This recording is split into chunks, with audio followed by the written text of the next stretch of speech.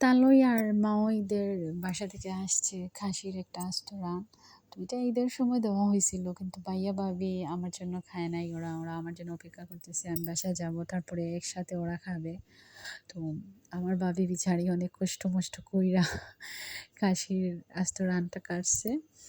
তারপরে যেগুলো পারে নাই সেগুলো লম্বা লম্বা করে মানে খাসির হাড্ডিটা রাখছে। বিচারি আজকে কাচ্চি রান্না করবে।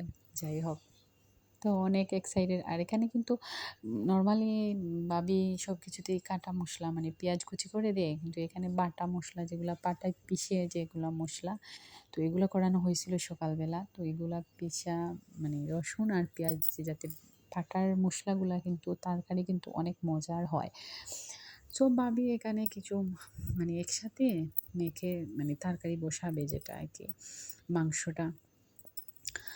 তো লবণ মরিচের পর্ব যেগুলো আছে আর কি, লং ডালচিনি এলাচি, তারপরে বাহর গরম মশলা আর কাচ্চি মশলা যেগুলো আর কি, তো আস্ত করে ভাবি সবগুলো উপকরণই দিয়ে দিচ্ছে। আর আসলে একটা কথা বলতে, যারা মানে আমাদেরকে দিছে আর কি, তো আফসোস ওনাদেরকে আমরা শেয়ার করতে পারলাম না যে আমরা খাবো, ওনারা নেই। তো অসংখ্য অসংখ্য ধন্যবাদ ভাইয়াদের সবাইকে আর মাউইকে।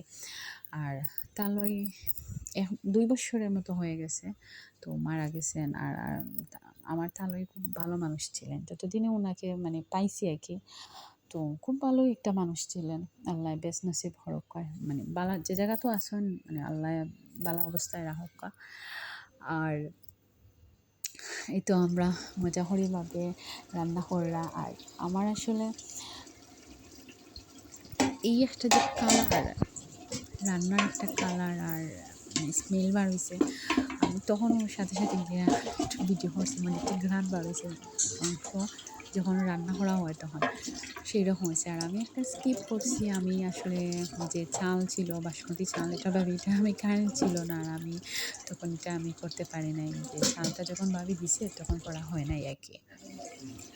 আর এটার কালার কিন্তু অনেক সুন্দর ছিল, অন্যরকম একটা ছিল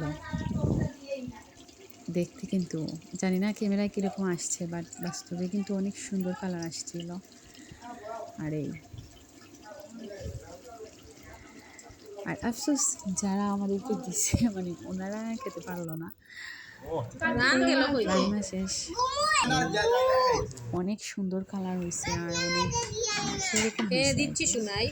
আমার আসলে ইচ্ছা ছিল পরবর্তীতে ভিডিও করবো, বের করে আমি সবাই সেটা দিচ্ছি তো আবার খাইছিলাম।